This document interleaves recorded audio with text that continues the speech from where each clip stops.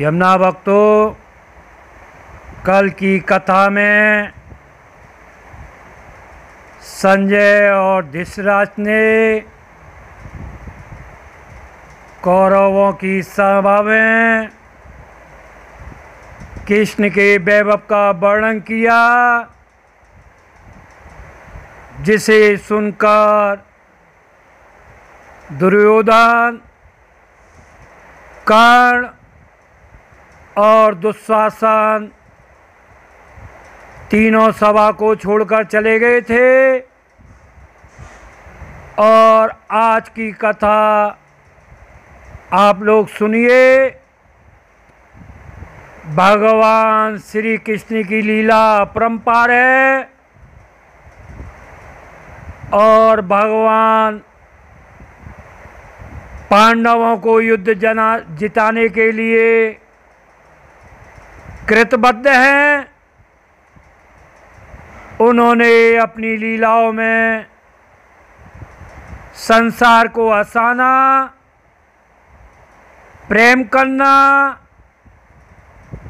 तथा छल प्रपंच और असत्य को पराजित करने की लीलाएं की हैं। भगवान पहली बार किन्नर बने तब प्रेम मजबूरी था, और भगवान जब दूसरी बार किन्नर बनते हैं तब धर्म जरूरी है। भगवान प्यार के लिए किन्नर बने।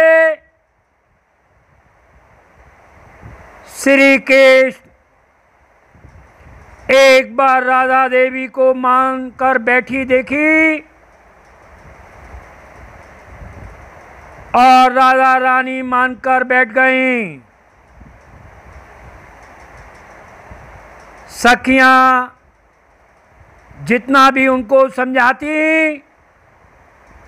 उतना ही उनका मान बढ़ता जा रहा था। श्री कृष्ण राधा से मिलना चाहते थे किंतु मिलन नहीं हो रहा था। ऐसे में सखियों ने श्री कृष्ण को परामर्श दिया और परामर्श के बाद श्री कृष्ण ने किन्नर का रूप बना लिया था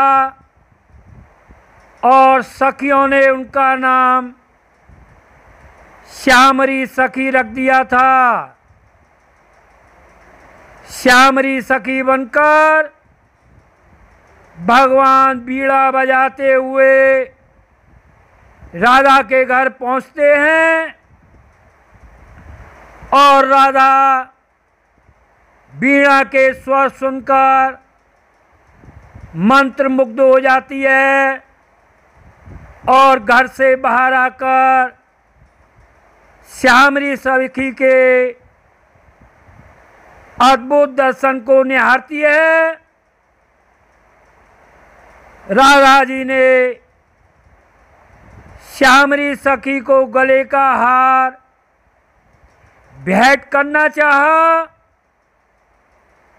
श्री कृष्ण ने कहा, यह हार मुझे नहीं चाहिए। राधा समझ गई कि श्यामरी सखी कोई और नहीं, श्यामी हैं।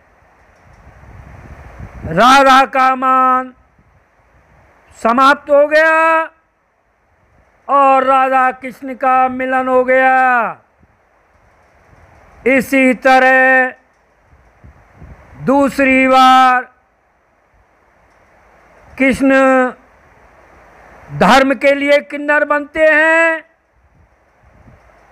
महाभारत के युद्ध में पांडवों को जीत के लिए रणचंडी को प्रसन्न करना था।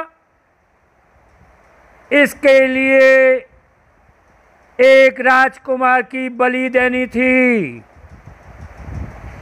ऐसे में अर्जुन के पुत्र इरावण ने कहा कि वह बलि देने को तैयार है, किंतु उसकी एक शर्त थी।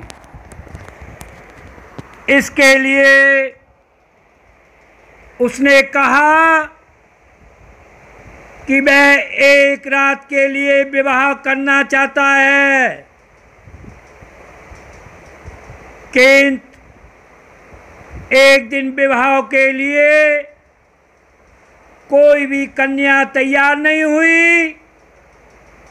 तब भगवान श्री कृष्ण ने पांडवों को विजयी बनाने के लिए स्वयं किन्नर रूप धारण किया